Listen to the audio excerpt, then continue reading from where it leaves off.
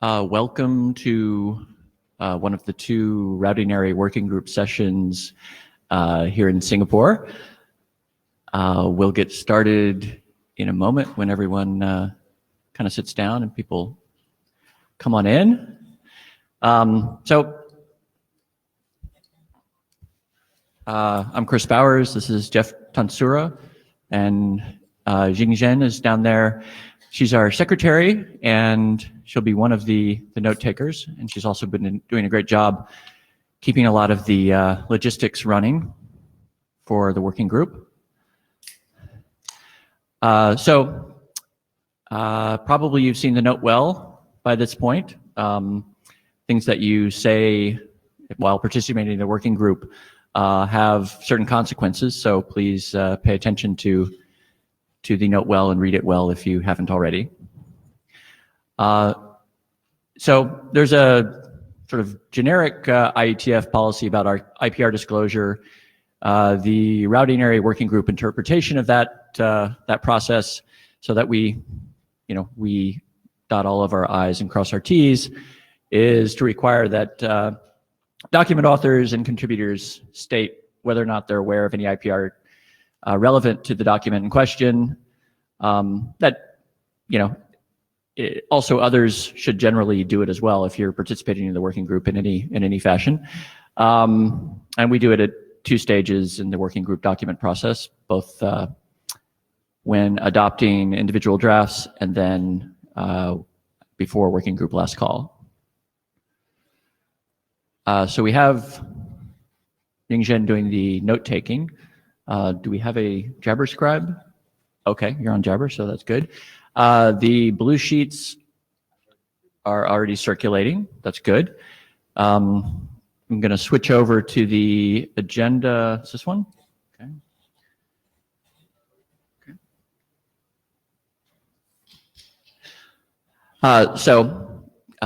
It's traditional for people to have an opportunity to give feedback on the agenda. This is the agenda that we have published for today. We also have another session on Friday that we can, if there are any issues with this agenda, we can generally catch up on the second session. So moving back, go on to the, whoops. Yes. I'm going to go through a review of the working group document status. We had no RFCs published since IETF 105. Documents that have already been submitted to the IESG for publication have changed state a little bit, but they're sort of winding their way through the process. This document has been on, in this state for quite a long time, so I think Jeff is going to comment on this. So we've decided to change the Shepherd and engine, thank you, agreed to do Shepherd's review, and we'll progress this draft.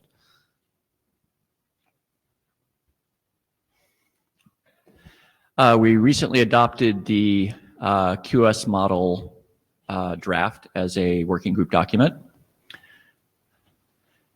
There are several, so this is a list of all the existing working group documents. Several of them, the ones listed at the top, the draft that's published has expired. It would be a good idea we have an update from the first, I think the editor of the first draft, the TILFA draft. Would you like to address this? Yeah, so Stefan Witowski speaking for TILFA draft. I'm currently working on it I just need more time to work on the data plane procedures, which requires a lot of text review, but some changes are already done, but these data plane parties will take more time. Sorry for that. Okay, well, thank you. Thank you.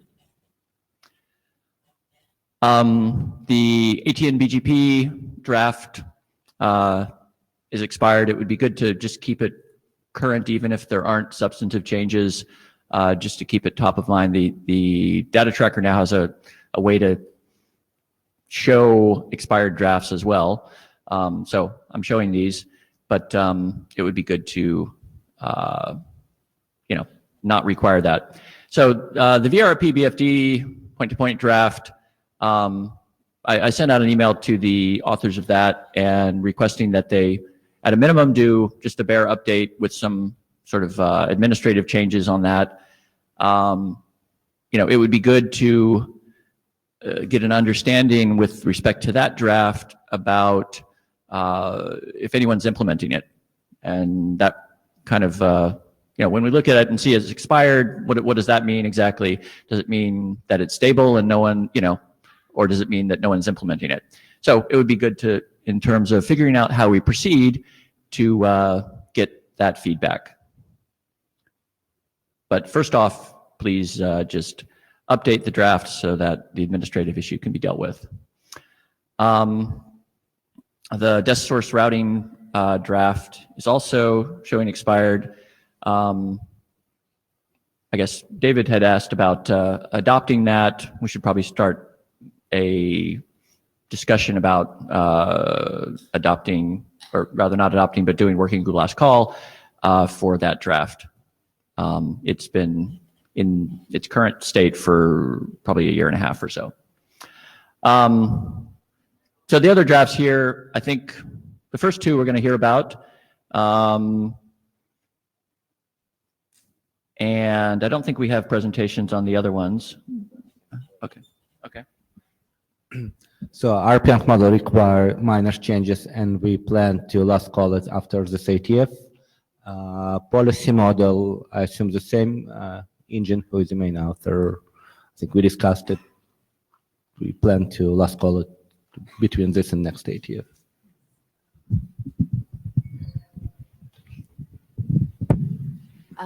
Yungjin speaking for both the RIB extension model and the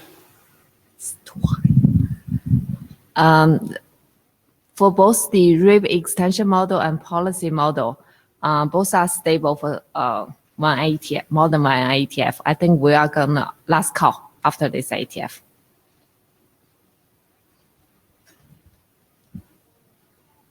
Let's see, is that, I think that's the end of that. Okay. So I think first up is Linda.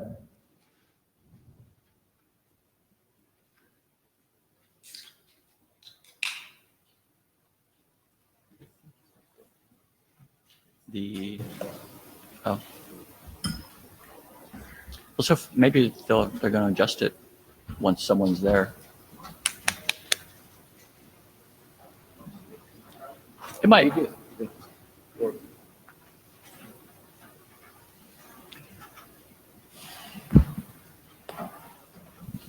Good afternoon. Can you hear me? Okay, good. Okay, give an update, and this is my third time doing this update. I hope I won't fall into those one of those expired draft and give up. But anyway, thank you for the comment. I made changes to this presentation. So I'll give the update since IETF 105 on the network to cloud problem statement and gap analysis. So the purpose of the document, I got quite a few comments when I reach out to people. Hey, can you give some comments on this draft? I got some comments, people saying, well, you describe lots of problems, and what are these for? It's not really for educational purpose, right? So I want to make clear to people that there are lots of problems associated with cloud interconnection. And some of the problems are not something I think within IETF can do. So this draft in particular is really to identify some of the problems on the network problems for cloud interconnection, and to see that if there's anything our IETF can do, or maybe IETF already have. So that was the purpose of this documentation. Make it clear. So the since IETF 105, it was pointed to us that we need to include the scenario of intercloud connection. So what happened? Okay. Ultimately, this is a benefit, I think, that it's bigger now. So Okay. there's a temporary setback, but Okay. So all the cloud, public cloud data center today is primarily between client to the cloud. Okay, you can have different ways to access the cloud. And however, if you have some workload in AWS, and if you want to connect to Azure, you pretty much have to hairpin back to your customer gateway to interconnect them together. So the scope of this document we call network to cloud is really to address the network perspective to interconnect them. How do we manage like VPC from one cloud to VNet in another cloud, and maybe like Oracle may have a different way to identify their the private network and how they use different net.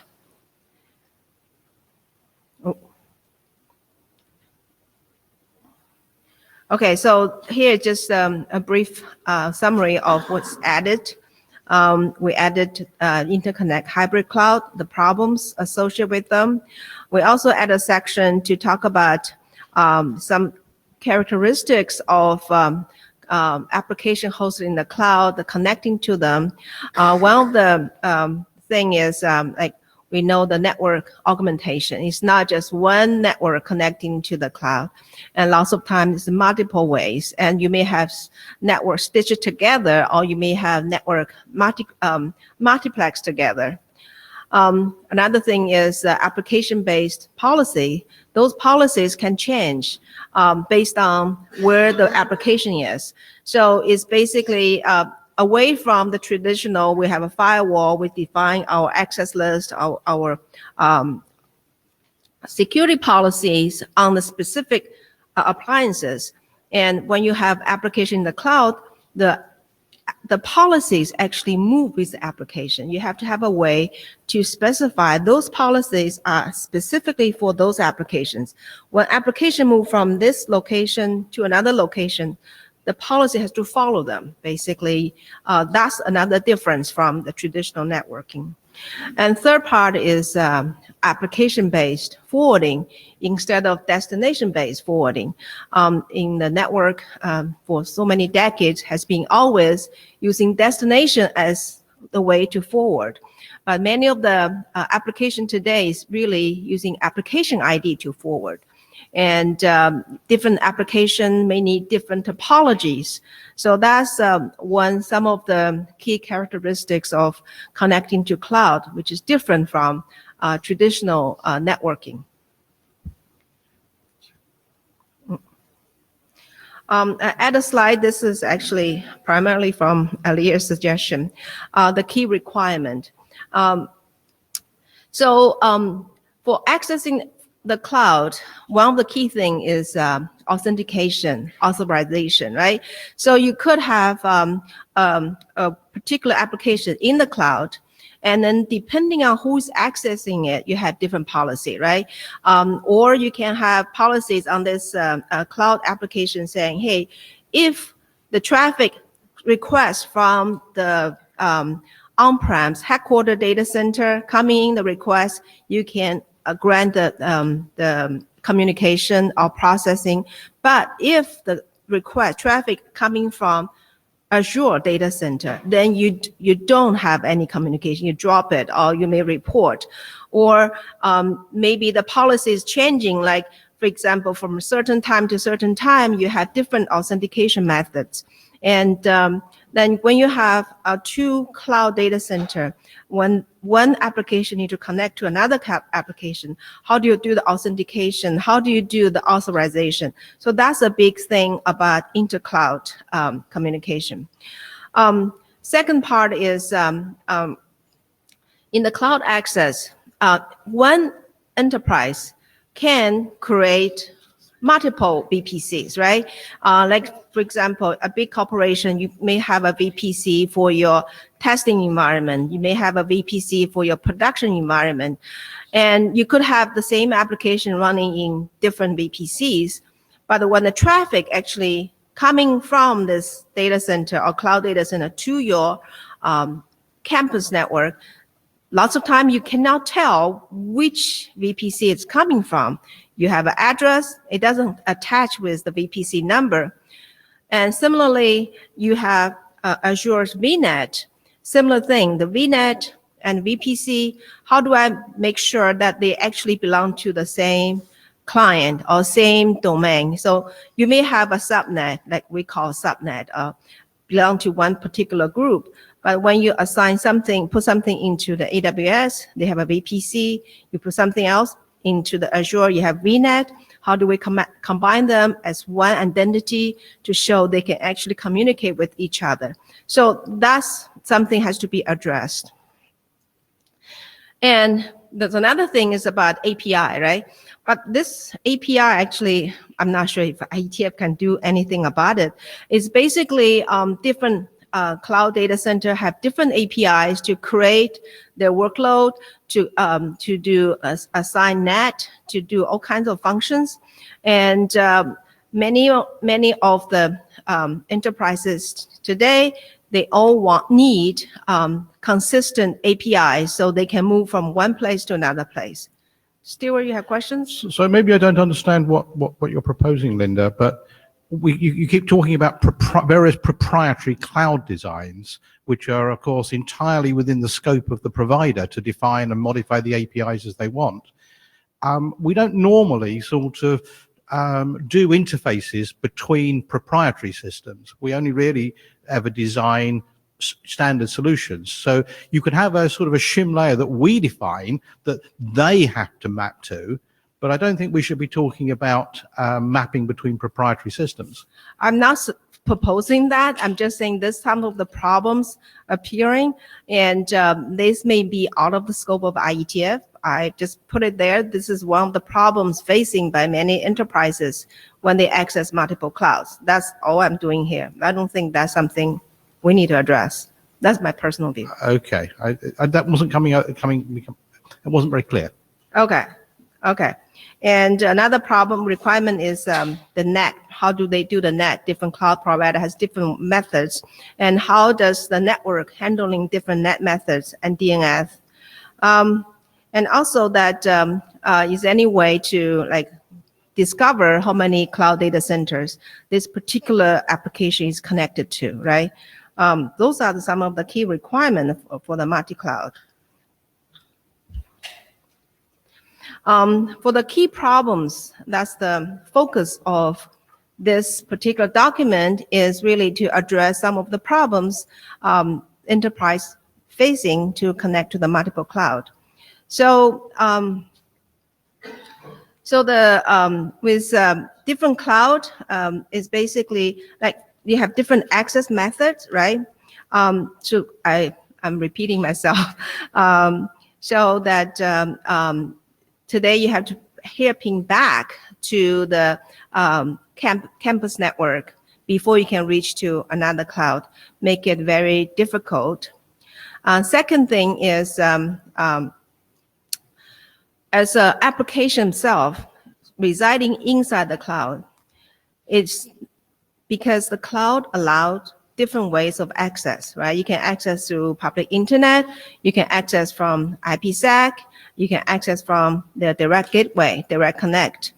And as an application themselves residing inside the cloud, they cannot tell which entrance, which gateway it comes in.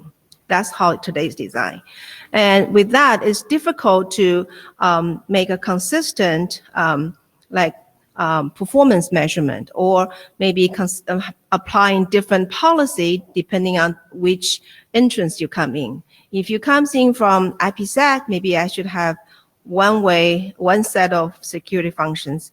If you're coming from Direct Connect, maybe I should have another set of security functions. If you come from the internet, maybe I should add more of DDoS attack, right? There could be many DDoS attack coming in. And another thing is the IPsec itself, right? So IPsec itself, IPsec is point-to-point, right? So point-to-point works well when you just have 2 points. When you do the configuration, you configure who are you, who is your remote end. And but the problem is when you have multiple sites, when you have 10, 20 sites, and this configuration becomes very difficult. And especially you will have 2 different cloud data centers, using IPsec becomes not easily too manageable. So even though the Azure today allow you to, I think AWS had a recent announcement to support IKE v2, so allow them to be automatically exchanged the keys to allow automatic creation of the IPsec. So another problem is the MPLS. Like many enterprises today use MPLS, and but MPLS network is fixed, and it is not easily to be extended into the cloud. So for whatever access you have today to access your workload in the cloud, you have to do some kind of stitching. So that brings up another issue of how do you do the end-to-end performance measurement, and what kind of measurement you need to attach, what kind of metadata you need to attach. For example, if you're an enterprise here residing inside your on-prem data center, when you have traffic coming in from different cloud, what kind of metadata you can carry within your packet so that when you arrive into your on-prem data center, you can tell immediately which location it comes from, which VPC it comes from, which VNet it comes from. With those information coming attached in the metadata, you will be able to do appropriate actions. I'm not advocating a particular solution or anything, but there's just some examples of IETF work, like metadata in SFC can be applied to this kind of situation. Okay. For the gap analysis, I just added this. In the past, we've been talking about using tunneling cap to carry the IPsec information, to carry the net information. That is in IDR, there already a document proposal on how to do that. And in the BESS, we have a informational draft showing how do we use BGP to be able to distribute the IPsec information to establish those the tunnels.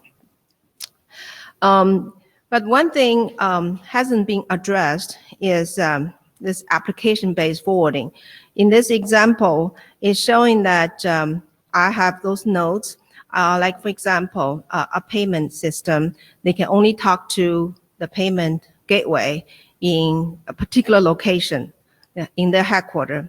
And then other applications can communicate point to point. It's a multi-point connection. And if those applications have different address, then this can be achieved very easily with the routing protocols we have developed. It could happen that the application ID, like this red application payment system, and some other application from the same user may have the same address. This can create some problems on how do we distribute that information, because the application red has to only follow the point-to-point topology, the tree topology to the payment gateway. They don't allow the red application to talk among each other. The purple one is another type of application which is allowed to be multi-point. So one address has to be put on into two different topologies. I think that's something I'm not sure if IETF has anything or not. I'm putting here on the table. I know we have lots of experts in this room. Solicitate any input. If you have any good suggestions, hey, this is something IETF already done, that'd be great. And would love to document that into this document. Another thing is the IPsec today is among the client traffic. You create client traffic and you create IPsec tunnel among those clients. That is between if you just have two nodes, but if you have multiple nodes, and it can be difficult.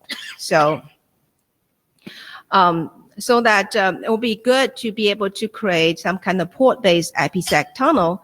So treating the IPsec tunnel as a transport pipe so that different traffic can be multiplexed together or be forwarded. All those nodes along the way, like CPU1 or CPU2, can be the one as a forwarder, almost like creating a VRF over this untrusted network. So that's something is not yet there yet. So next step. So we want more review. I promise, Chair, that I know that people are very tight on time. You don't have much time to everybody has lots of work. I promise I'll write a very simple document just along the line I present today, maybe 1 page, 2 page, take you maybe 5 minutes to review it, to see if those problems have been properly identified. Yes. Wim Hendricks, Nokia. I don't know where I have to start, but in my view, this document is all over the place, in my view, right? Because you started with saying problem statement for net to cloud, but you're mixing SD1 problem statement with net to cloud problem statement. And I think you have to contain to a specific space you want to address. And either it's cloud or it's SD1. But right now you're mixing it all over the place. And as a result, I think you're putting too many things into it. And as a result, it becomes unreadable and people probably get lost with it. That's my personal view. So my question is, should you focus on cloud interconnection? And I think then that's one option, or you should focus on SD1 problem statements interworking with cloud or something. But right now, from reading the document personally, I don't see where you want to go here. That's a very good suggestions. We're going to focus on the net to cloud for the cloud interconnection. So we'll take out all the SD1 mentioning. We're focusing on primarily we use network to connect to different clouds or multiple clouds. What are the problems we have today? What are the possible solutions there could be? IETF already have. Because I think then, if that's the state, then I would say focus on two requirements, because you have internet-facing use cases, which are like SaaS, internet-focused, and there is private VPN use cases. Okay. I think my suggestion would be to focus on these two areas. Okay. And contain it like that, because otherwise you're mixing things all over the place, and as a result, it becomes much more clear what is there and what needs to be done for those type of things. Thank you very much. So the note taker, please write that note. That's very helpful suggestions, definitely. Any other comments? Okay. Comment. So if you feel that SD1 work is valuable but lower priority, you could spin out another draft and just postpone the work till the first one is resolved. Oh, okay. I mean, you've put quite some effort into it. Would be too bad just to delete it. Okay, so you're saying like separate the work, like it's up to you. It's your work. Okay. So what I would do is create a very short draft just to describe the problems with network to cloud, and then associate problems. I want people to give input just for that specific domain, not worrying about SD1 or MPLS, just talking about that. And if I find some of the material in the document are valuable, maybe I'll create another document. Okay, thank you. Thank you very much. Thank you for your suggestion. That's very helpful.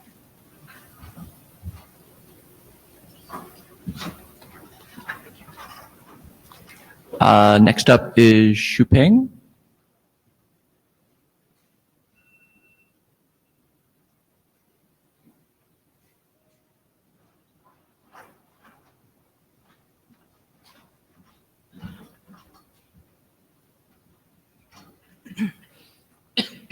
Hello, everyone. I'm Shuping from Huawei. And on behalf... Okay. Hello. Hi, I'm Shuping from Huawei. And on behalf of all the co-authors, I'm going to present you about the APN6, that is application-aware IPv6 networking. And currently, we have two drafts. One is a problem statement and use cases. The other is about the initial framework proposal, and we would like to have your reviews and comments. Thank you. And first, about the motivations. That is why we want to propose the APN6.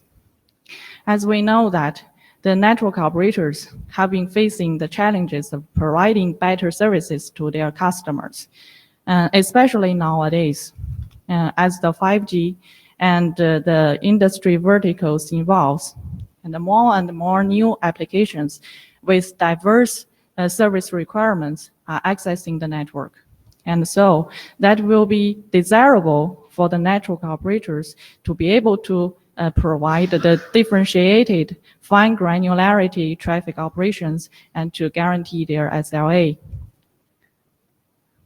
And is it for me?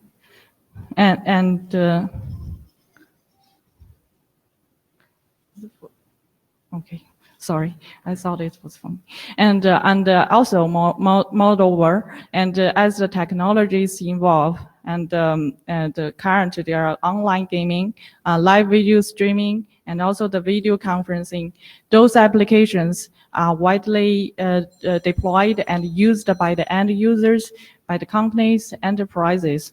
And those applications have even more demanding requirements, and they are the actual revenue-producing applications.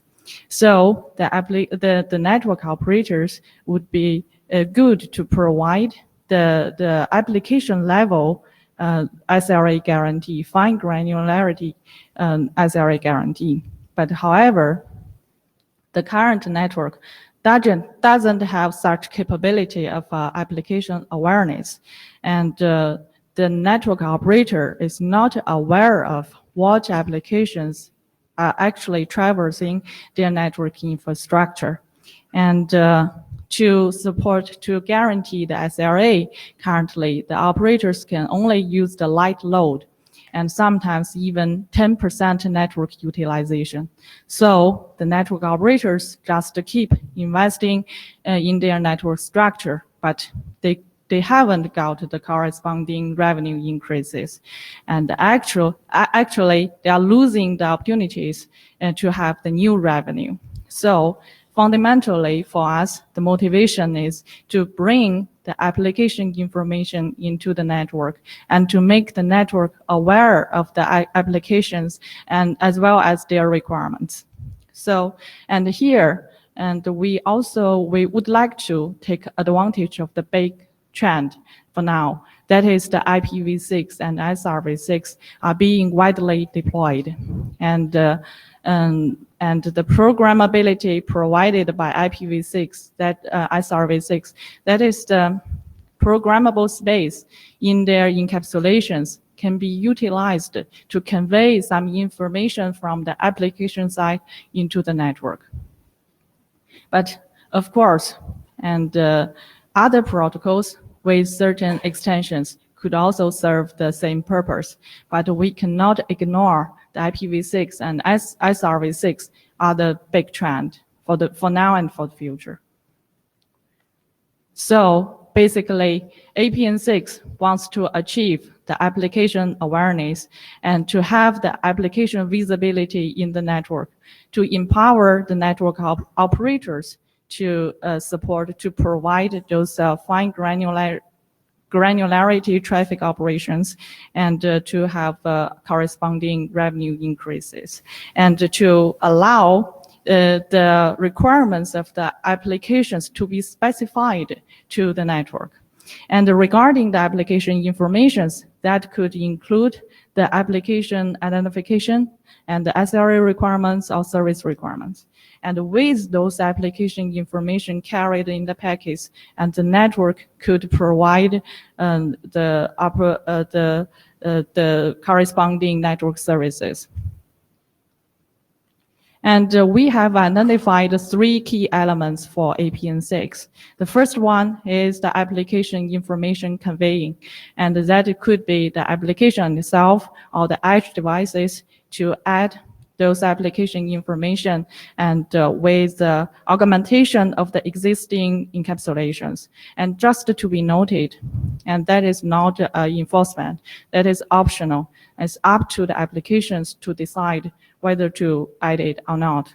If they don't add those information, and their packets will be treated with the traditional way, of course they couldn't get the benefit of the provided by APN6.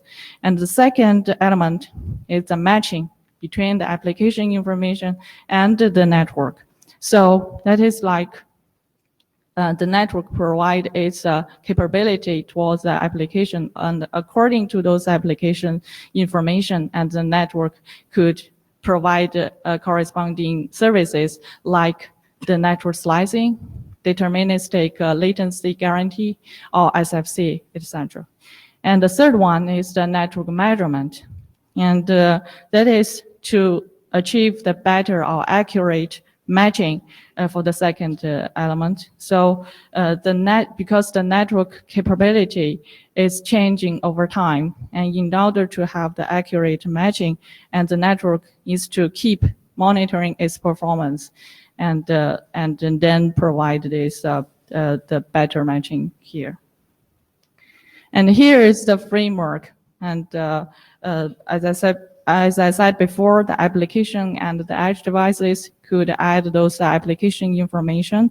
And then in the head end of the network, and according to those application information, and the network could, for example, to steer those application flows into corresponding SRv6 tunnel with certain SRA guarantees. And along the path, and in the middle point, and according to those application information, and we could also do some manipulations to those packets to guarantee their SLA. And here another highlight is that this flow-driven method could enable this faster service provisioning.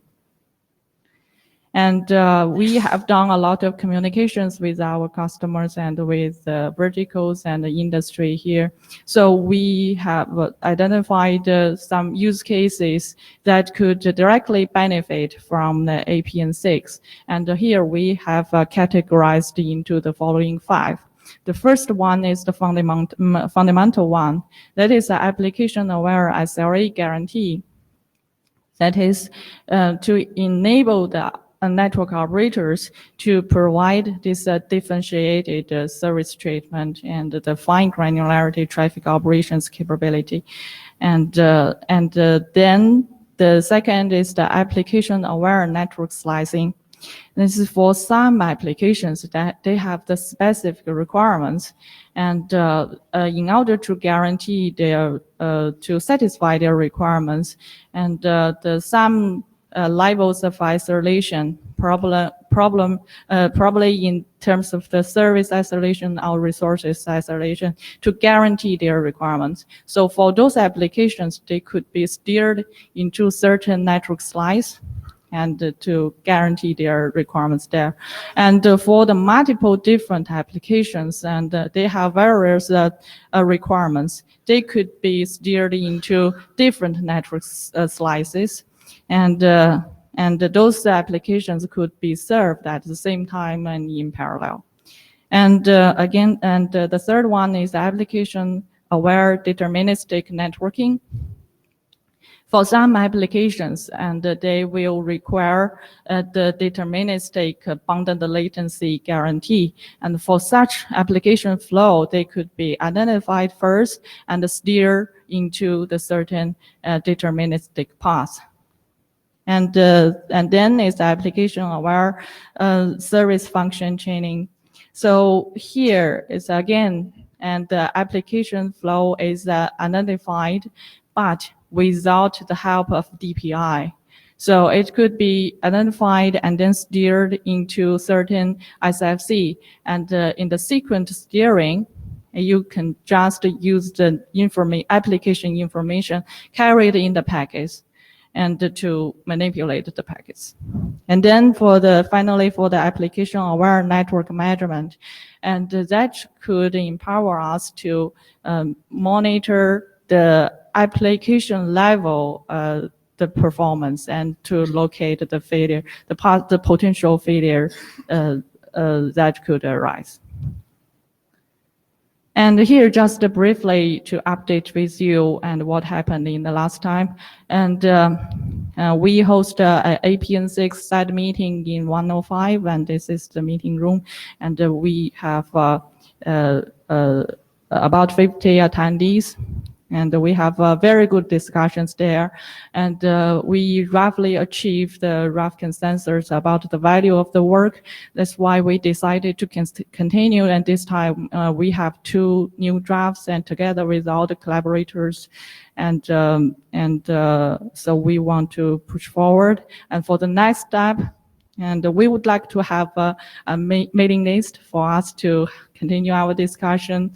And now we can only have the separate discussions. And also we are also planning to, we are thinking to have a BOF for the next meeting. And here, and this time we are presenting in the RTGWG, and we are really sincerely looking for suggestions, especially to the chairs here, and how are we going to move forward on this work. So that's all. Thank you. Any questions?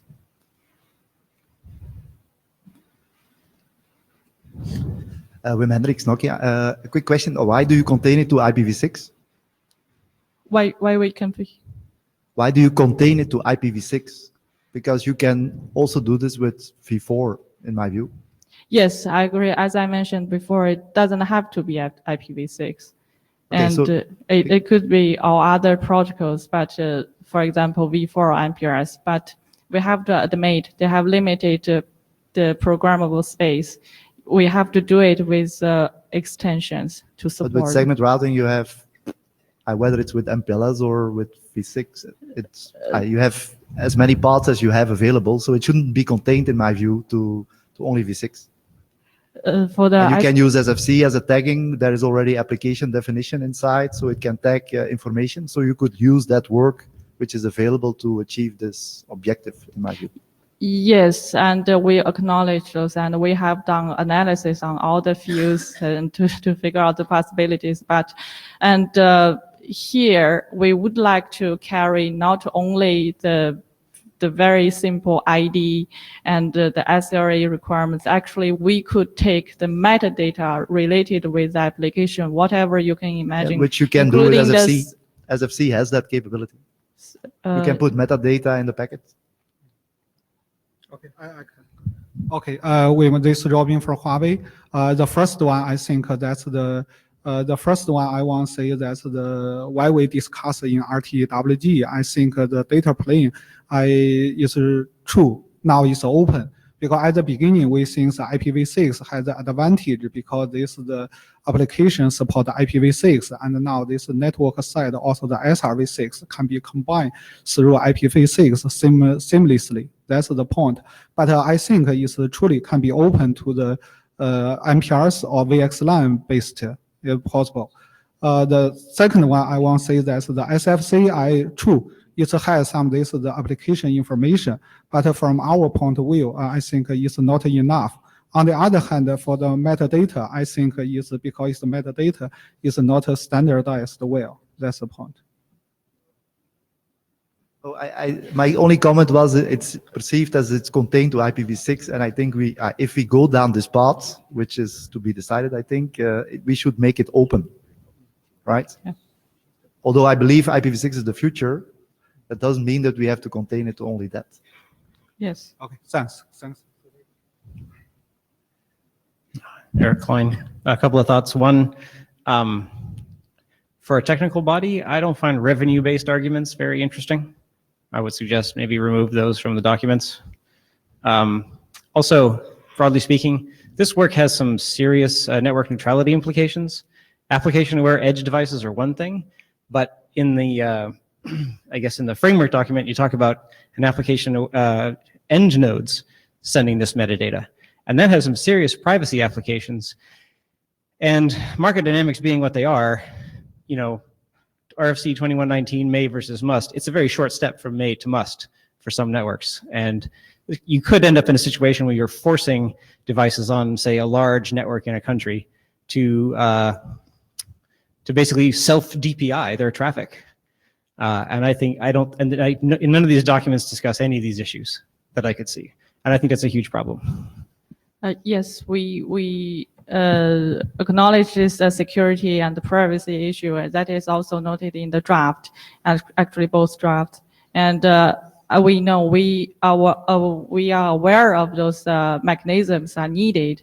And for example, so some automation access control and also the authentication of those IDs, the application informations are needed. And here, that would be one topic for us to explore there.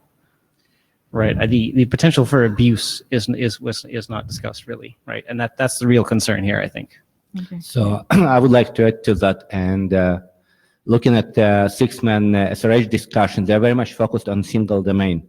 You're proposing internet-wide. We could start with the single domain first.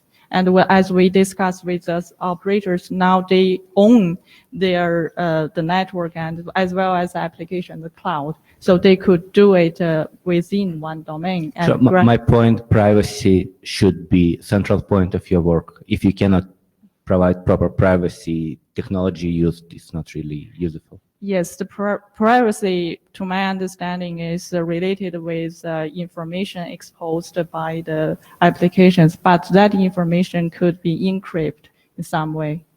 So, and also those information, once the application registered itself, it needs to be authenticated.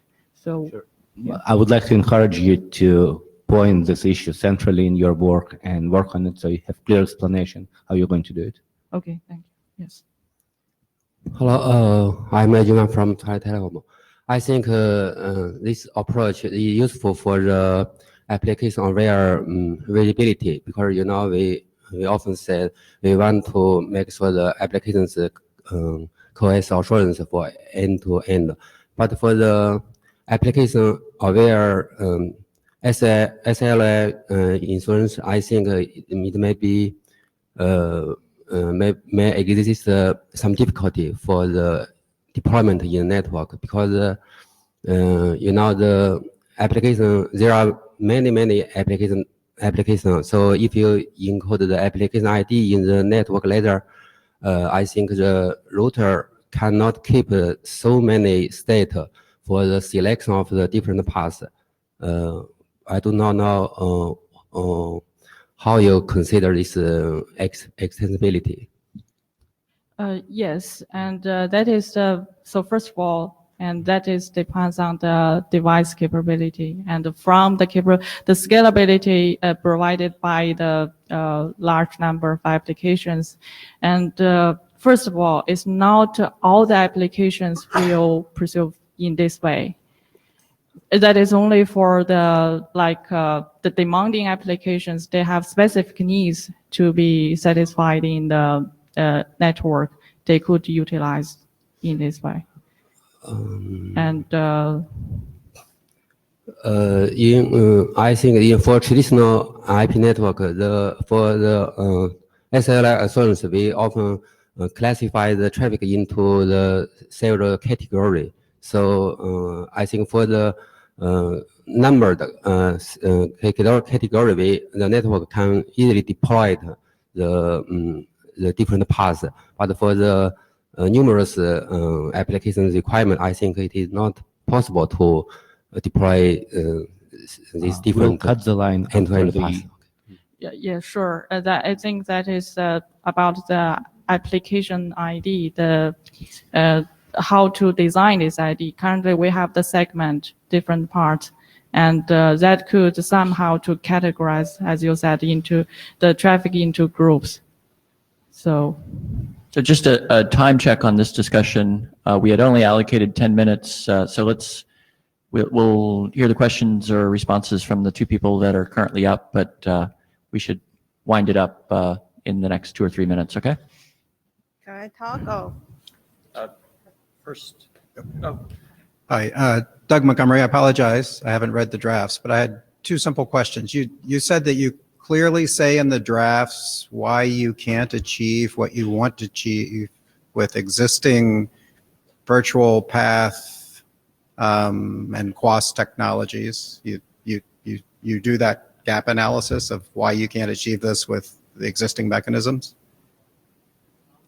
sorry, I missed it. Yes, in the document, we specify the problem statement. The Robin Huawei, in the document, we have the analysis of the network. Yeah, the first draft problem statement and requirement. And my second question is of equal ignorance about this. Are your IDs something that have global significance and global uniqueness? That just depends. And for the certain domain, and we are thinking first of all, it will be valid within this its operational domains. It doesn't have to be global for the first stage. And for sure, I think the multi-domain we also acknowledged in the draft, and that needs to be considered because the ID needs to be delivered across domain.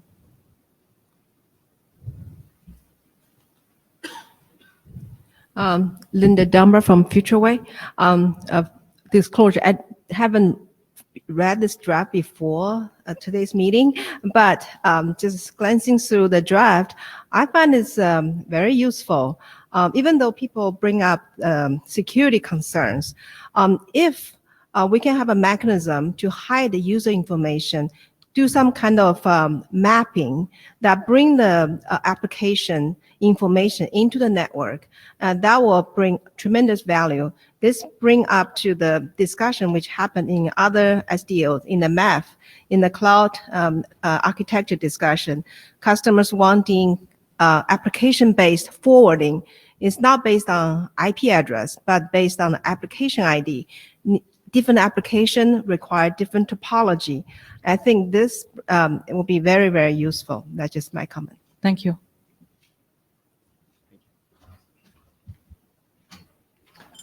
Next up is Waimo Chen.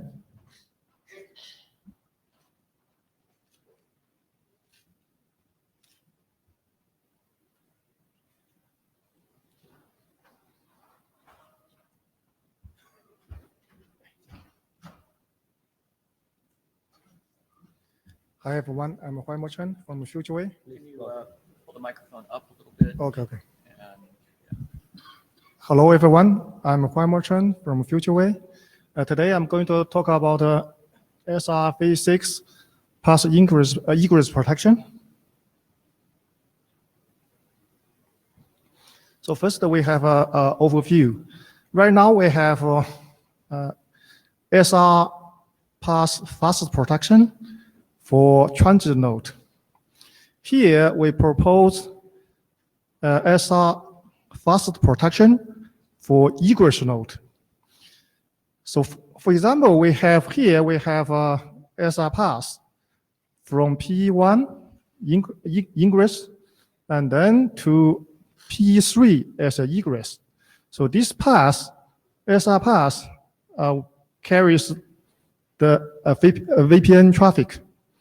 So in order to provide protection for P3, which is the egress of this S path, this SR path, so we will have a backup egress node.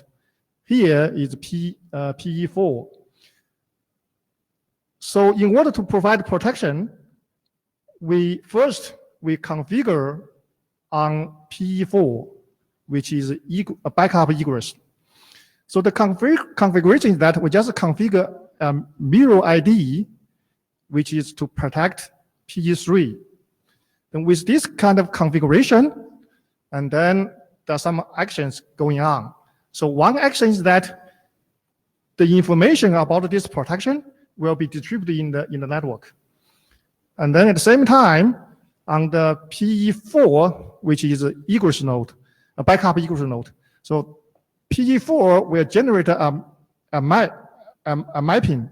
So this mapping will map the traffic for VPN traffic from when the traffic received from backup path, those traffic will be through that mapping to the destination, which is CE2. So after configuration, so on the previous hop of egress node, for example, here is P1, and that P1 will create forward entries for protect the PE3. Here, for example, on PE1, on PE1, which is previous hop of egress node PE3, when PE3 fails, P1 will detect the failure. So P1 will send the traffic, which is targeted to PE3 to the backup egress node, which is PE4, through backup path.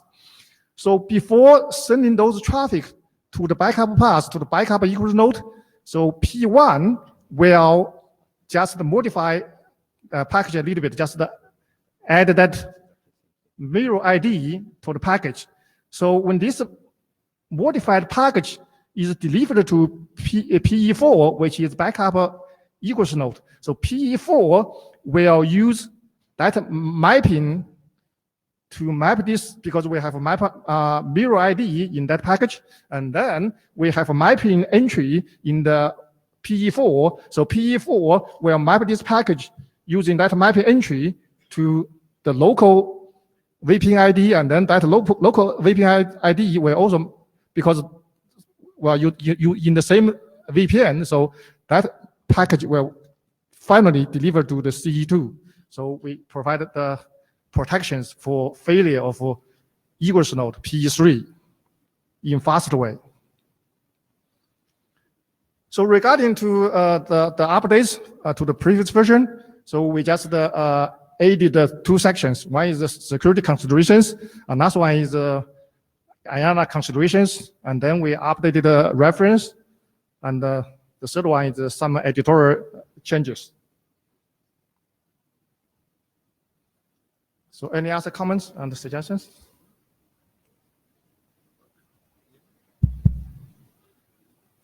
Just a question. Have you considered whether this will work with SRM6? This is SRV6. You mean M6, or you mean the original, the new Purity one? compiler, yeah. Yeah, I think that's a good topic. And then if that one moves forward, and then we can upgrade this one to also provide solutions to that the compressed or enhanced that one. Yeah. Okay. Thank you. Good. Okay, Wei Chancheng from China Mobile. At first, I think this solution is really useful. I think because during 4G, China Mobile deployed a lot of dual homing protection function. So I think this function can be used in the future. And I have a question about the mirror node. So here you just list one mirror node. Is that possible configure more than one mirror node? Yeah, right now, here we have only one backup path, backup egress node. So you mean we want so here for the mirror to one node or two nodes, I think in the in this document, so we can provide protections to multiple locators. So if you think that that is a mirror to multiple, and then that's the mirror to multiple. I don't know whether you mean that.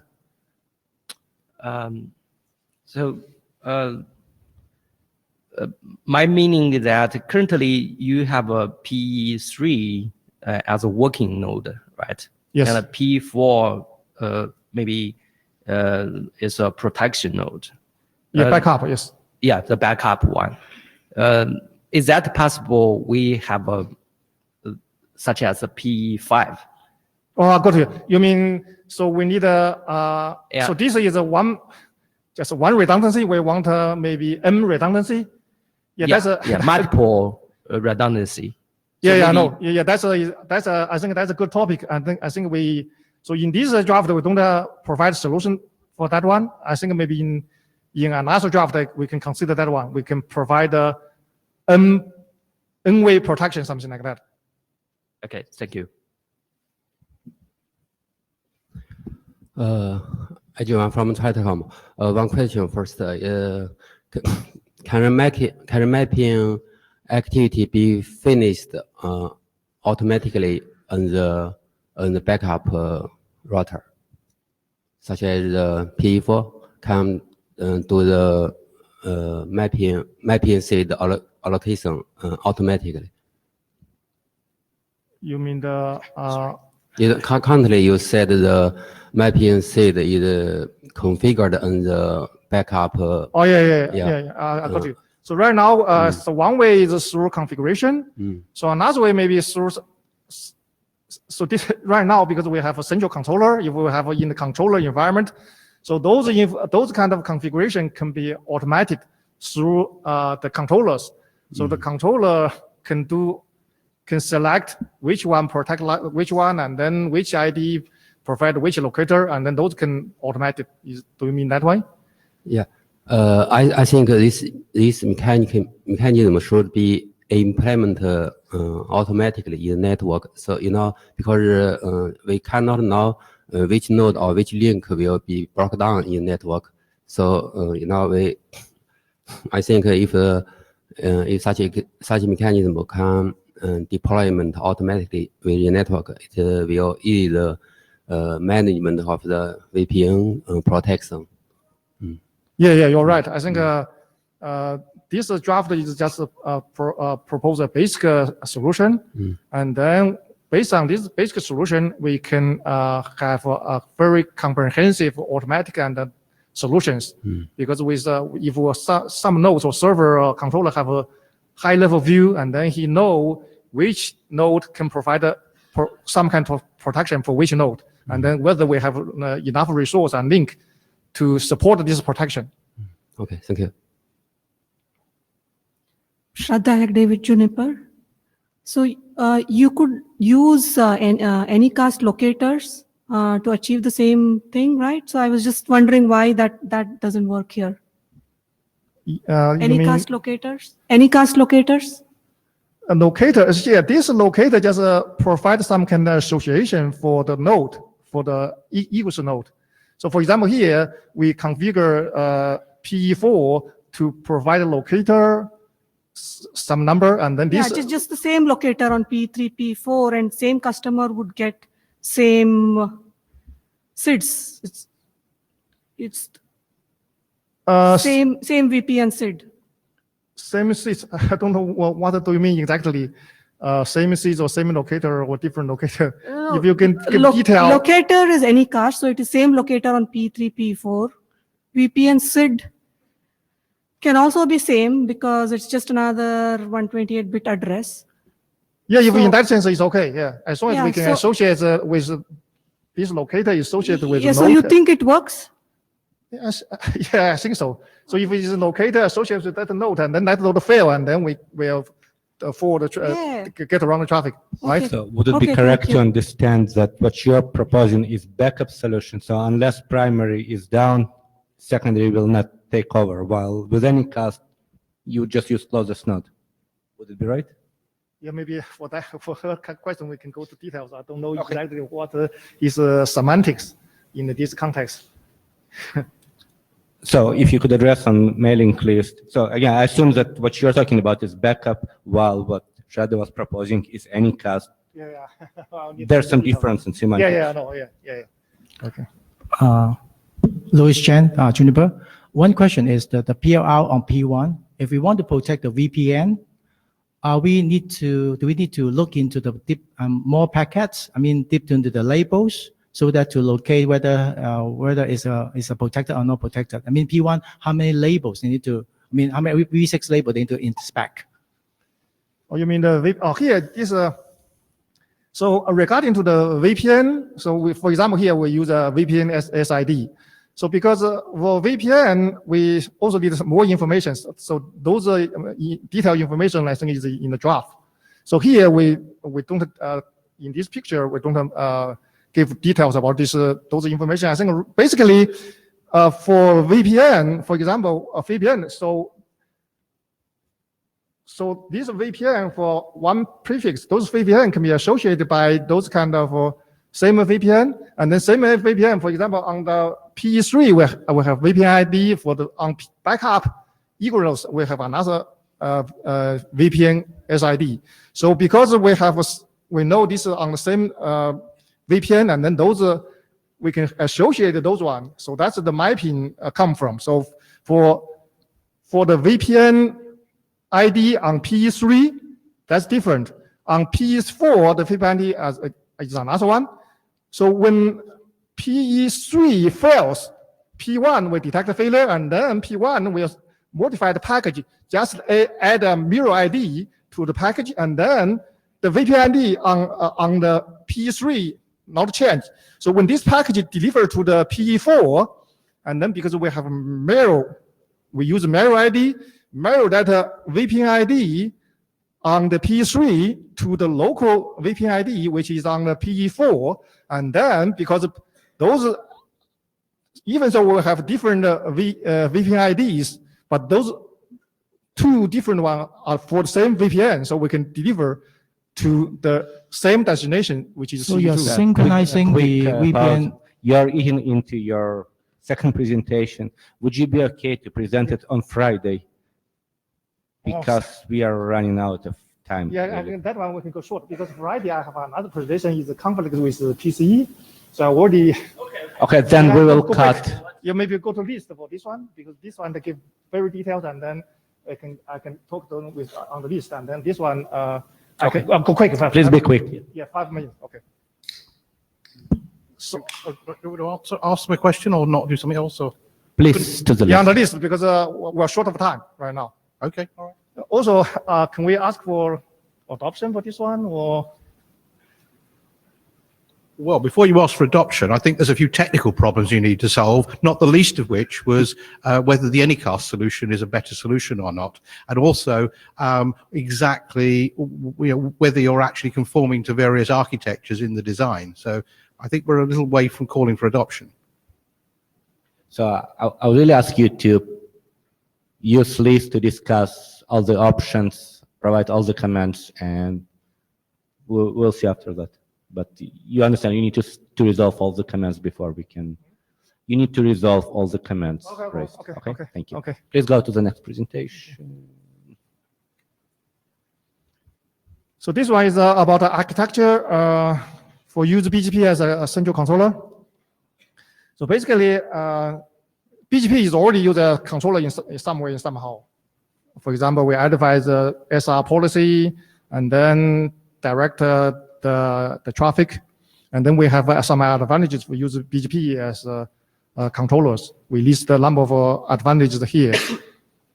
So basically, this draft we propose 3 reference architectures for BGP as a central controller. So one is a single controller, and then another one is a controller cluster. So which is the middle one. So we have here is we have 2 controllers, which is forms a cluster. In general, is n controllers, which forms one cluster. And then the third reference architecture is a hierarchical architecture. So this is this document just provides some kind of informational architecture reference. So we present a couple times. I wonder, do you have any questions for this one?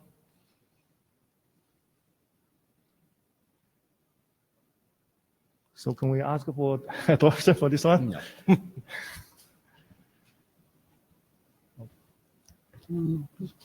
John? Yeah, I'm done. Okay, thank you. John, who is probably asking us the chair. John Scudder. I am not up here with any chair hats on. I guess my question is, and I think this has been asked, if I remember right, in previous meetings, and I don't really know if it's been answered, or if it wasn't, I forgot, I'm sorry. Why do we need to work on this in the IETF? And I'll give my own answer, which is, so far I don't think we do. It's something that people already have been doing for some years now. Seemed like we could do it just fine without any RFC, and so I would discourage the working group to take on this extra work. But if you have a convincing reason for me why we do need an RFC, please go ahead.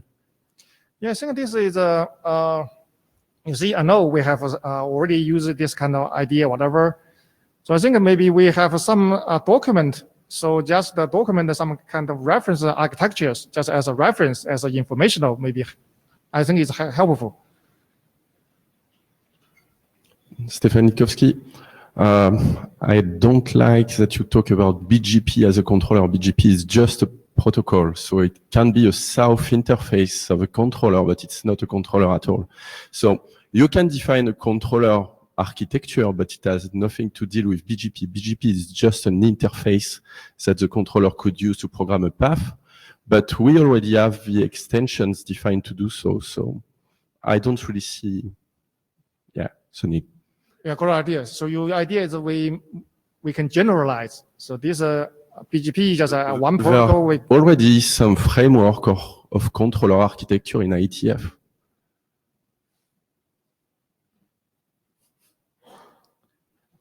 We are going to cut here.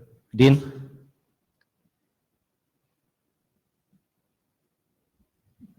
You're up next, Dan. We're going to go to the next presentation since we've already cut it down to 20 minutes. Thank you.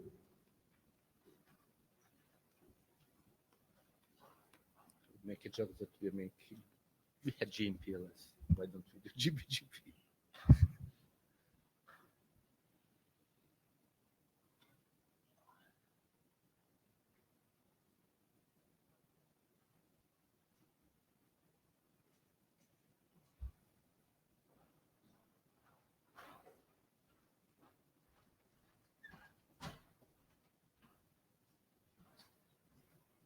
Hi, my name is Dejan Bogdanovic, and I want to do some thought experiments, and here are some of the food for thoughts.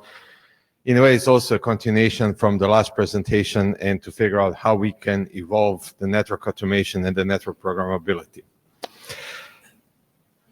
We have to ask ourselves a little bit more, and how do we want to continue getting to the goals in order to enable better operational productivity for the network operators? Is there a value of splitting things up into multiple layers, splitting the decision making? Where should we make some decisions? Should we focus on continuing everything on the network hardware? Should we try to think more of that and see what should be running there, what should not be running there? And what benefits can we get out of that?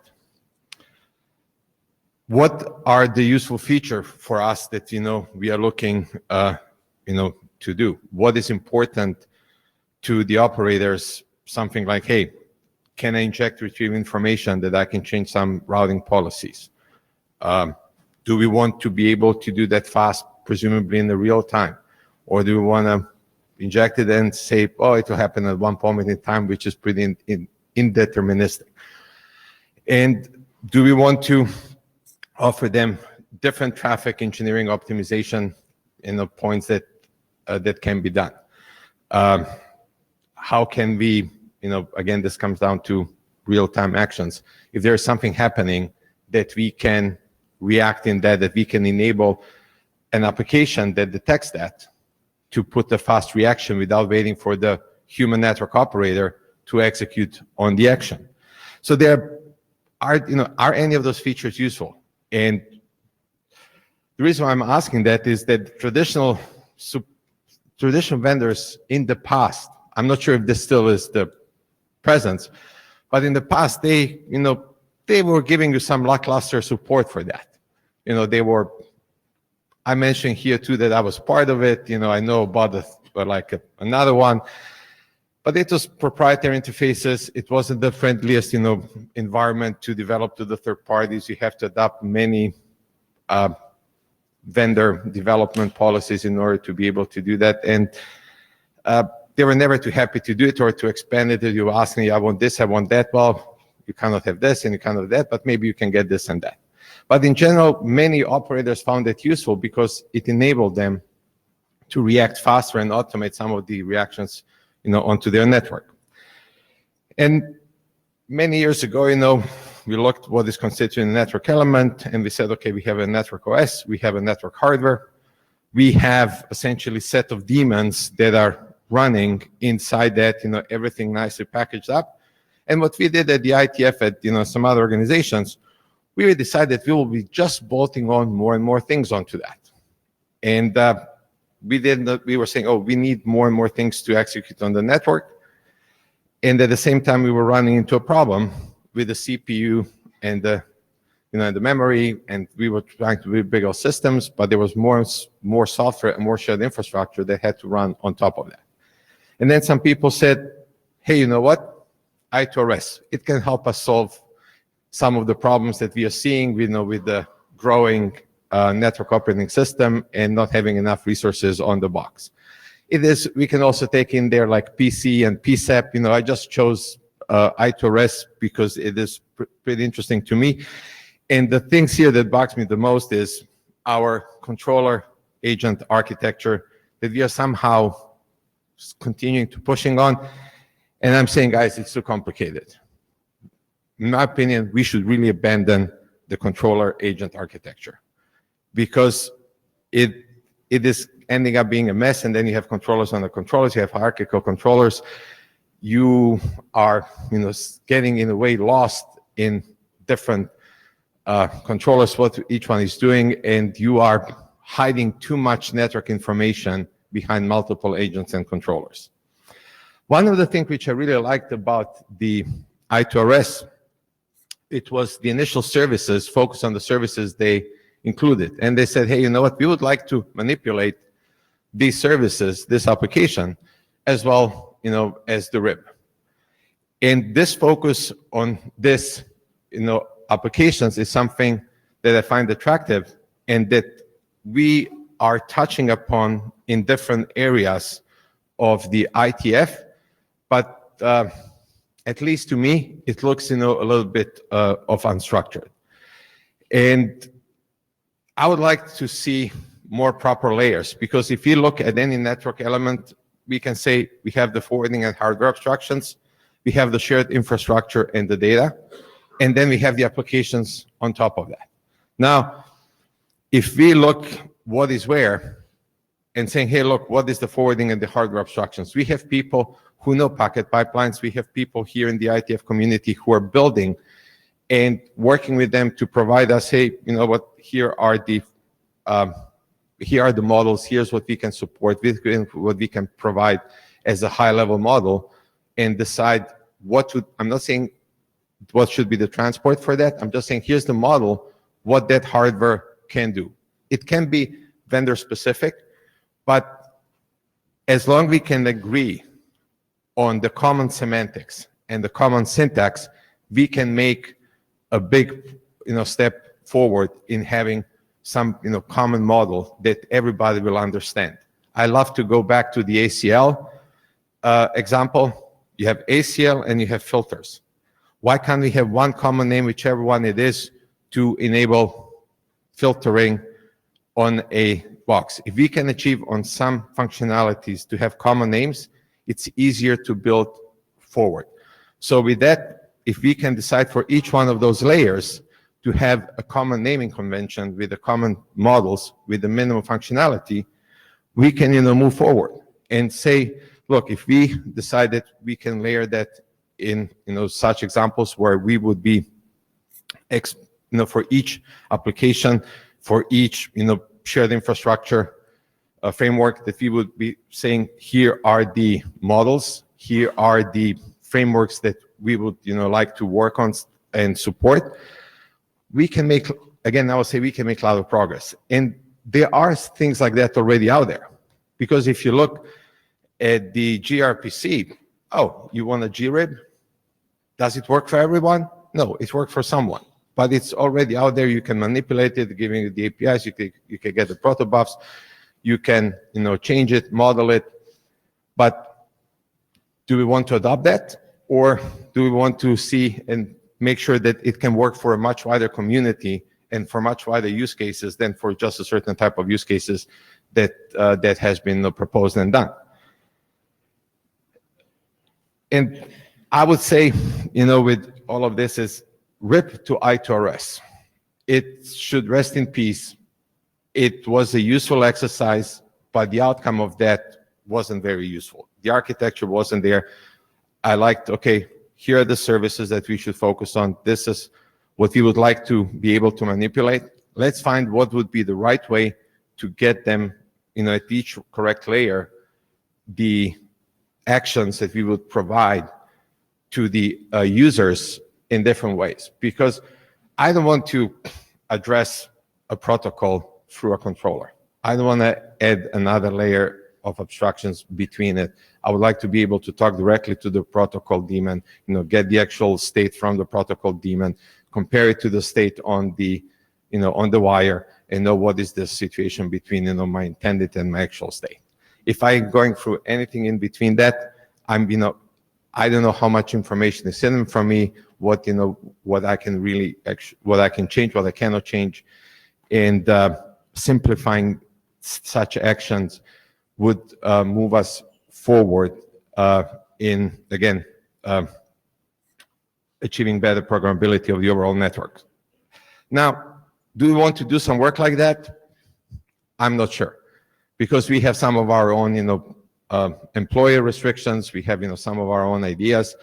But as I said, it's a thought experiments that each one of us can do, and I just wanted to give you some food for thought and say, maybe we can, propose something else and see if it can be useful or not. Thank you.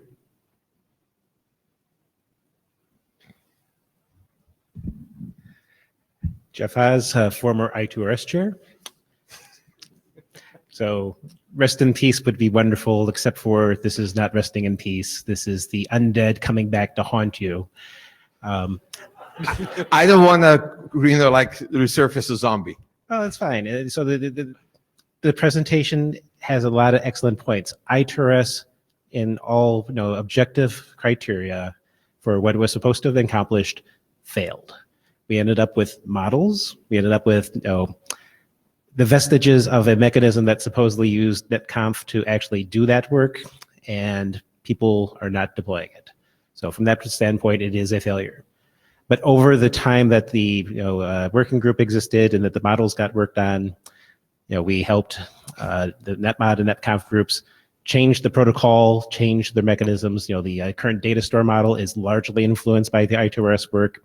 A lot of the dynamicity that we had in terms of things in netconf was pushed partially by I2RS back in the day.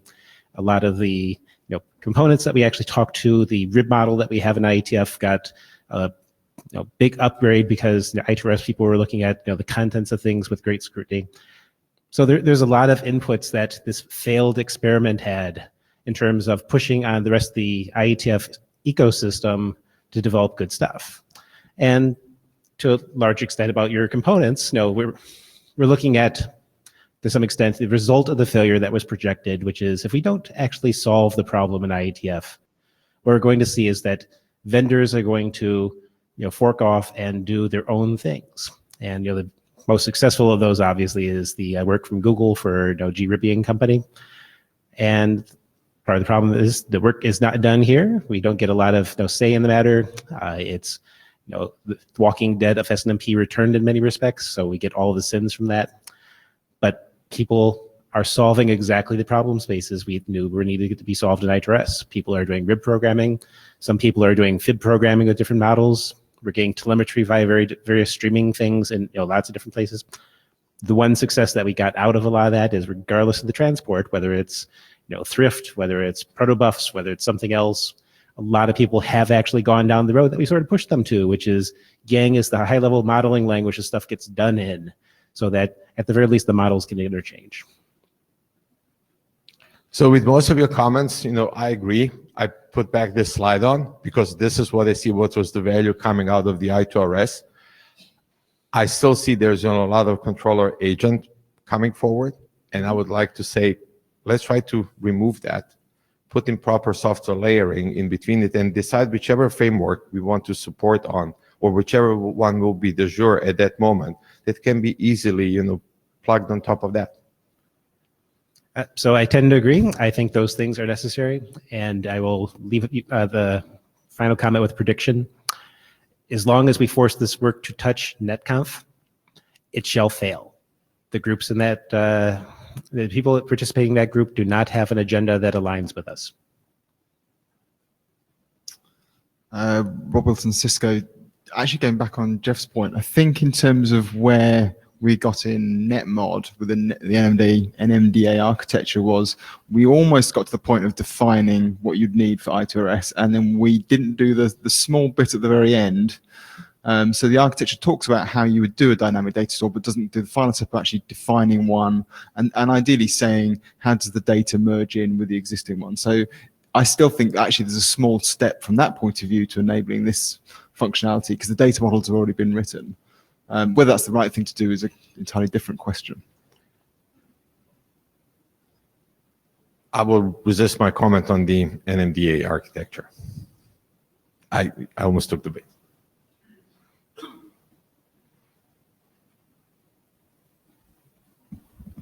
Dean, what's your personal position on this? Excuse me? You've kind of presented the facts. What's your position? What do you think? Well, we have developed a bunch of models that people will not implement it because they are too complex and too big. There are parts of the models that are being implemented and are being used, but it's a very minor, part of some of the models that are being used.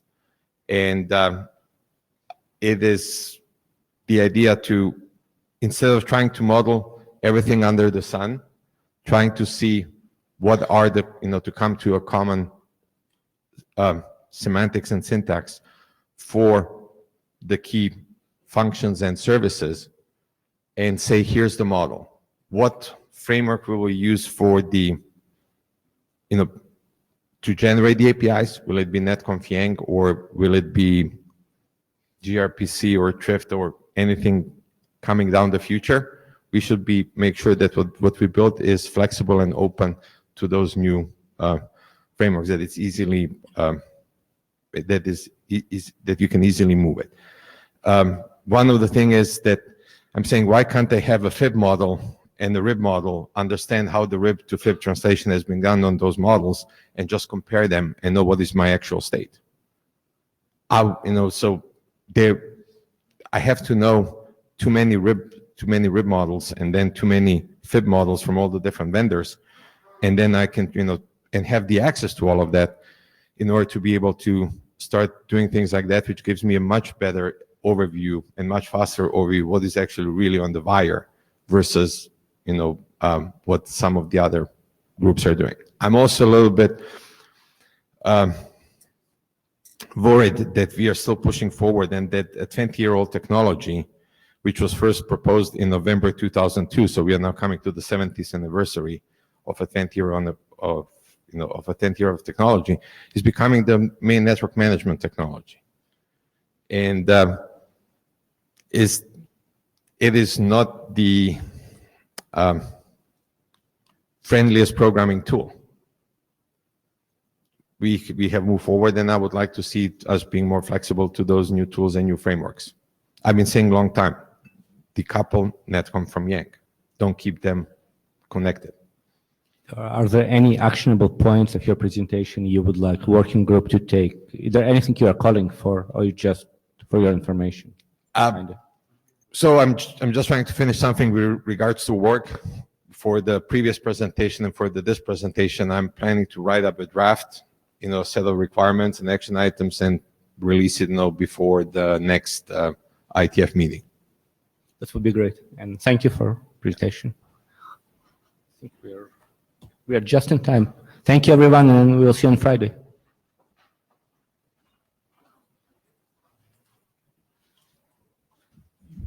And anyone who hasn't signed the blue sheets, please either come up here or go to Yingjin, holding them up on the left from your point of view.